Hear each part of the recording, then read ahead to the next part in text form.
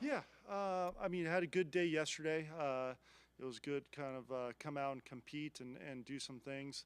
Um, just get to be able to get a full week under his belt, operate the offense, so guys get a feel for him, his nuances out there, and then him getting a feel for those guys and the receivers and how they're running routes and doing things. So.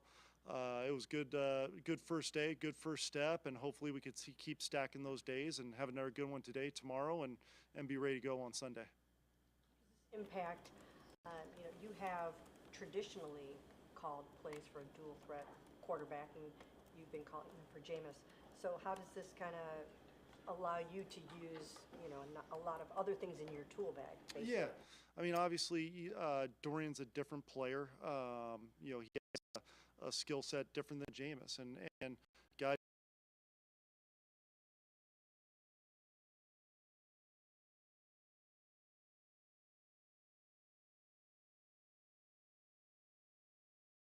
a different element of how the offense evolves with each guy, and that's quarterback, receivers, that's everybody, but especially the quarterback position. So there's obviously things that you constantly try to evaluate to make sure you're giving yourself the best opportunity and taking advantage of a guy's traits and what he does well, and at the same time letting us play fast on offense and execute at a high level.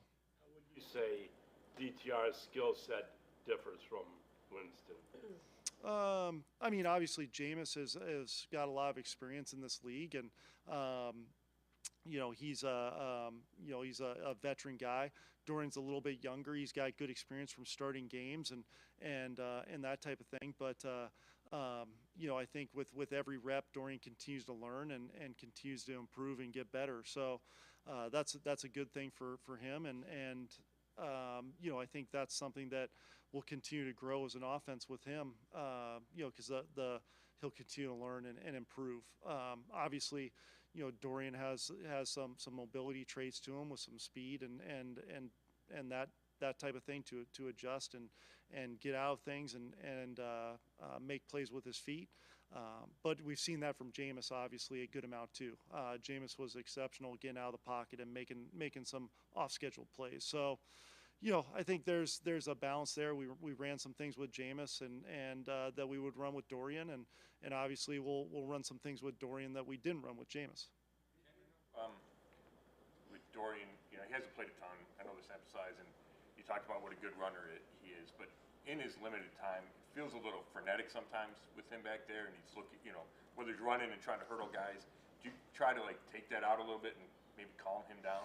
I think for quarterbacks, it's always there's a time and a place, for those types of, plays where you're going for it. You're trying to, make somebody miss, or you got to lower your shoulder for a first down, or whatever it is. There's always a time and a place for that. At the same time, there's that balance of making sure that we're not taking extra hits. We're getting down, being smart with ourselves, to move on to the next play. So as a young player, a lot of times you feel like I can make a play and the play's never dead. But at times, sometimes the best decisions and incompletion and move on to the next play. So that's obviously something that you continue to preach just from a learning aspect of it. But I do think he's got a skill set that teams have to account for, and I think that as he grows and as he gets a feel for when to use those things and when to stay in the pocket, I think that'll make him more and more dangerous. I know you weren't here with him last year. His teammates really have complimented his understanding of the offense, his command and things like that. So, but just from your perspective, what have you observed in that regard, and seen as far as his confidence with the offense? Yeah, I think you go back to the preseason, and I thought he had a great preseason. You did a lot of really good things. Some of those preseason games, he was very effective for us, and was able to move us and create some opportunities for guys. So I do think you see that. I think you see the knowledge of the offense, and a lot of that's because of how hard he works. He's out there early, going through plays, even when he was the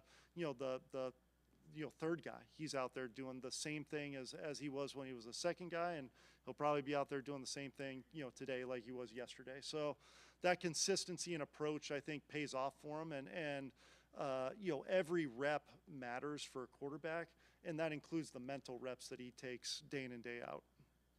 Scott's point, I mean, not only was DTR frenetic in running, but he kind of threw the ball too hard sometimes. I mean, how do you keep him from getting overly hyped? Yeah, I mean, at the end of the day, there's those those guys who have the strong arms and things like that, and it's just the being able to layer throws and being able to make the throws you need to with over the top of coverage and whatnot. So I think these guys are they're guys who go out and at the end of the day, when it's time to compete, they're going to compete at a high level, and a lot of times those juices get flowing for a guy like him, and it's it definitely, you see that come out, but it's hey, let's play within the system. Let's trust our progressions, trust our reads, trust yourself, trust your guys around you, and good things will happen, So I think that's something that's going to be obviously new for me, calling it with Dorian. I haven't called it with him except in the preseason, and just getting that feel of, all right, getting him into a rhythm as quickly as possible. Said is still working his way back, but if you guys are able to get him back this week, how much will it help Dorian, help you calling it, knowing those two guys have so much history and chemistry together? Yeah, I mean, not only that, but just the amount that Sed's versatility brings to the offense and to the system. So I think that comfort level helps. I think the guys he's got some experience with. He's got experience with Elijah. He's got experience with Dave. He's got experience with these guys, Jordan and all these guys. So Mike as well. So I mean, he's got good experience and good reps with a lot of these guys. And then he's built that, I think, with Jerry, because he's gotten reps with him throughout the offseason and stuff. So I think obviously the Said working his way back when we could get him back, great, but I think guys are doing a good job stepping up in his stead, while he's out. With Jameis, the interceptions, and when you have a run, I know he's thrown a lot in his career, but when you have a three-game stretch like he's had, can it start to get into a quarterback's head? Can he start almost, like Sam Darnold said, seeing goes?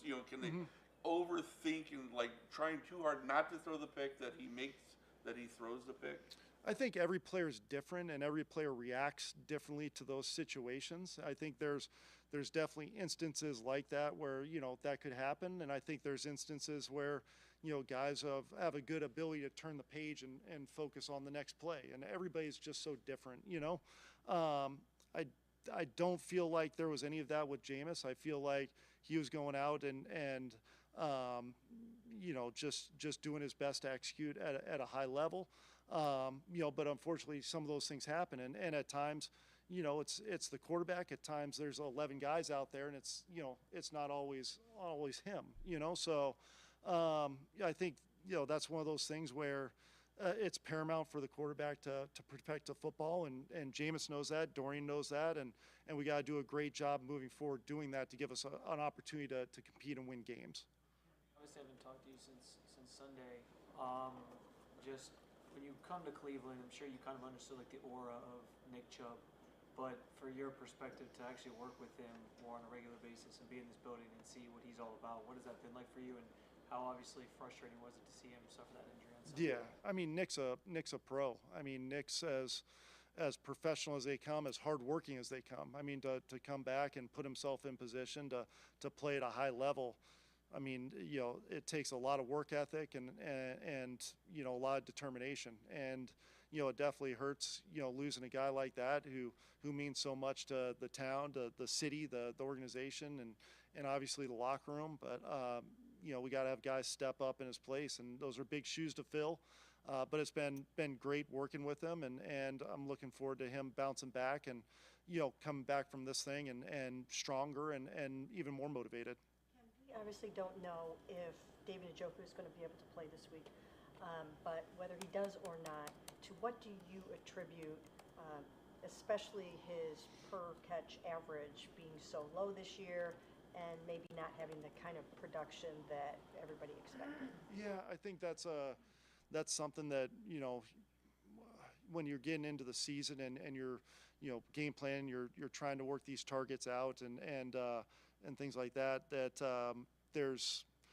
there's different situations that pop up, and I think some games have been great and we've been really effective, and then some games defenses do things to try to take them away and take what his strengths are away, and we got to do a good job reacting to that and adjusting and changing the picture for Dave and moving him around. So we're always going to try to make sure to do that with a player of his caliber and maximize the ability, because when you get the ball in his hand, he's special, and he's got game-changing ability. So we just got to make sure we're figuring out ways to keep him involved and keep his touches at a high level. With that in mind, I mean, you got one of the hottest receivers in the league right now in Judy, and DTR hasn't thrown to him in a game. So how much you've got to keep that in his mind that we got a hot guy out there, feed him the ball. Yeah, I mean, I think there's a balance you have to strike, and I do think that obviously Jerry's playing at an extremely high level right now and playing fast and doing a lot of good things. But at the same time, you've got to be able to stay dangerous with your other weapons as well. And we've got really good players in Elijah and Dave and Jordan and Mike and our back. So we've got a lot of weapons, and you should make sure that you're staying balanced in how you're attacking a defense as well, so that they can't just focus and then all of a sudden you're handicapped because they took your primary away, and so I do think there's a focus in terms of Dorian understanding that hey, work your progression. JJ's open, throw the ball to JJ. If something happens and he's not, work a progression and get it to the open guy. And I feel like that's when you're at your best. JJ's big games have come too, where he's not always the primary receiver. It's just trusting a progression where, hey, they jumped underneath cut and JJ's open on the vertical, So I think that's when guys have their most successful days, not when you're trying to force feed a guy, but when the ball's going to where the defense is allowing it to. Interceptions on balls intended for Elijah Moore. Last time I checked, he leads the league with 8 of those. To what do you attribute that? I don't know if there's any one reason, to be honest with you. Just thinking back, it's like one got tipped, like one was on a scramble, what I mean? So to sit here and say, hey, there's one specific reason, I'd probably be making it up at that point. You know what I mean? Like, I just think that's unfortunately kind of sometimes how, the ball bounces. And I do think it's nothing that is attributed to Elijah. I think it's just, there's times where those things happen. And unfortunately it's happened a couple times. And Elijah, the nature of his position, he's working the middle a lot, and he's in the slot and working the middle, whether it's, crossers, in cuts, option routes, things like that. So those are high volume tip areas and high volume, population areas. So, those have the tendency to happen at times in those areas. Last one. Kevin yesterday didn't really want to classify the quarterback changes like an indictment on James's play. But I think like from the outside looking in, there's probably a perspective like he didn't play well enough. So I guess just how do you kind of describe or characterize why this change is being made? Well, look, I mean, James came in and gave us a great spark and brought energy and brought great leadership to us and did a lot of great things for us, and at the end of the day, I think we just we made the decision based off of what we felt was best for this game at this time, to give Dorian the opportunity. And we got to put a premium on, obviously, protecting the football and doing those things at a high level. And I think Dorian knows that, and Jameis knows that. So it was one of those things where it felt like needed to have that opportunity for Dorian to come in and use his traits to our advantage. All right. Thank you, guys.